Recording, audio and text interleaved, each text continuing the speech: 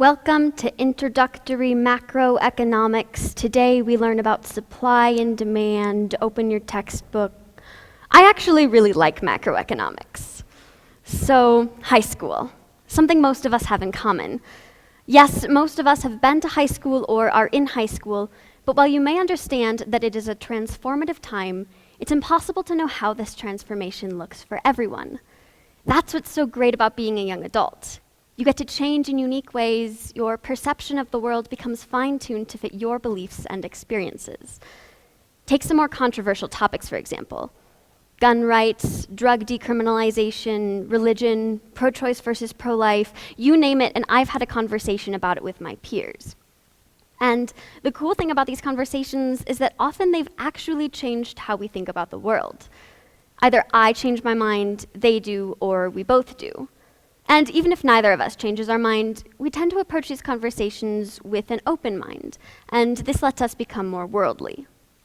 In this modern day of steadfast opinions, it's important to pay attention to the most malleable audience, young adults.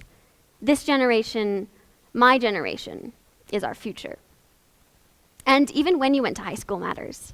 Those of you who relied on encyclopedias learned one perspective made up of select facts, different than modern computer-centered learning. While it's difficult to quantify exactly how these life lessons impact everyone, allow me to share what I've learned as a young adult. Earlier this year, I went to a Seder dinner with two friends of mine. I'm not Jewish, so this was a new experience, one in which I had no idea what to expect. The two of us happened to be talking about different religious traditions that morning when one friend remembered that some family friends were having a Seder dinner that night. This conversation inspired us to spontaneously attend, so that afternoon we drive over. The three of us are the only teenagers there. My friend's mom is there, along with a bunch of adults I've never met. Now, I've met adults before, and I've talked to adults before, but have I ever talked to adults before?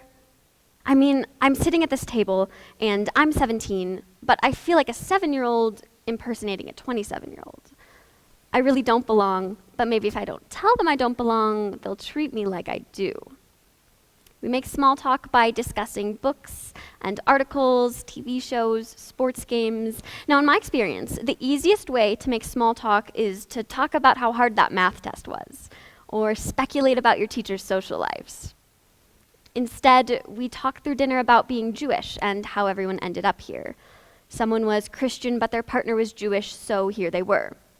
Some were barely practicing, and some were devout. And the entire time, I could only focus on the breadth of experience, something I see much less among my peers as we all grew up in similar ways, doing similar things. During the meal, the host laid out a plate of 6 symbolic foods to symbolize Passover. These were accompanied by prayers and narratives that I'd never been exposed to. Then, after the meal, we sat and talked about politics and world issues and philosophy, and at this table with 2 friends and a bunch of adults, I realized how different we all are, in experiences and mindsets and mannerisms. But despite this, they didn't seem to care that I was just a 17-year-old impersonating a grown-up. And as a society, we will be better off if we work towards more situations like this, inclusive situations. So after this, my perspective shifted. I started looking at adults as less like scary aliens and more like, well, people. They have more life experience, sure, but we can learn from each other. My generation has experiences unique to just us. We haven't gone through marriage, kids, career changes, but we have technology ingrained in us and will be the most affected by climate change. Different points of view are almost always good, and this just proves that an open discussion can lead to all parties learning new perspectives and making more educated decisions. David W. Johnson of Psychology Today discusses this in June of 2019. In order to resolve conflict constructively, so that all parties are satisfied with the outcome, a person must be able to hold all opposing ideas, positions, and perspectives in mind at the same time and still function effectively. Johnson proves that successful problem solving and conflict resolution largely depends on a person's ability to take other perspectives into account. And if a person cannot do this, then his or her understanding of the issue is limited and incomplete. The ability to consider other people's perspectives means that it reduces the risk of misunderstandings and distortions. It also provides a broader, more comprehensive view of a specific issue, and it can even lead to strengthening the bond between the opposing parties.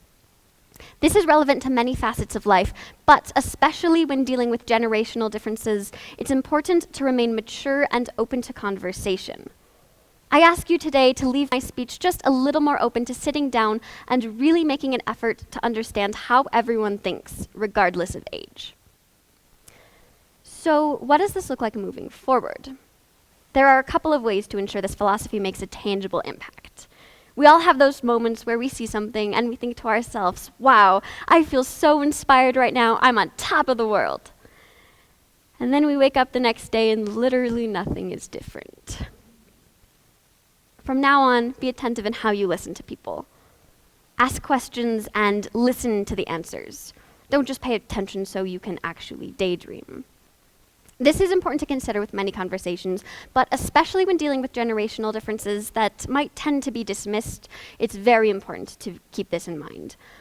Next time you see your 200-year-old grandparents or that 7-year-old who just got hired where you work, at least make an effort to sit down and get to understand exactly how that age group thinks. The perfect example of this concept in action is with my relatives that are much older than me and that we only see every couple of years. So take my mom's cousin, for example. When I was 5 years old, I used to have very deep conversations about very simple things with this cousin. I remember one time we got in a very heated debate about the possibility of life on other planets. This cousin kept insisting that without select elements, life just isn't possible. And I kept asking why. I mean, it's a different planet. Maybe life works differently there than it does on Earth. 10 years later, we had very different conversations, and this time difference lets me reflect on how I felt in these two particular instances. As a 5-year-old, even though my conversations weren't the most sophisticated, I still felt passionate about what I was talking about, even with this much older relative.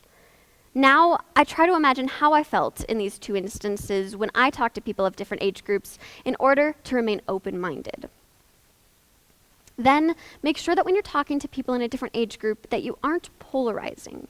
The street goes both ways, so make it impossible for anyone to dismiss what you say. Boomer, Gen X, Millennial, or Gen Z can all be dismissed for one reason. You lazy millennials, okay, Boomer, you're just a kid, what do you know? Or whatever the next catchphrase may be. Make it impossible for anyone to dismiss what you say by backing up what you say with facts. While we should strive to eradicate this, unfortunately, it is still an issue. To listen to the other person an equal amount of time so you both learn as much as you teach. Don't be too overbearing. And finally, differences are okay. I might not be able to persuade you into becoming Methodist or vegetarian or take a lot of selfies. But that just enriches our culture. In the end, as a society, we need to work together to overcome these generational differences. In doing so, we will make better decisions, we will be nicer, and we will listen closer. With everything I've learned as a young adult, through my growing interactions with different age groups, I urge you all to leave with a conscious sense of resolve to try to cross these intergenerational boundaries in order to create a more understanding society. Thank you.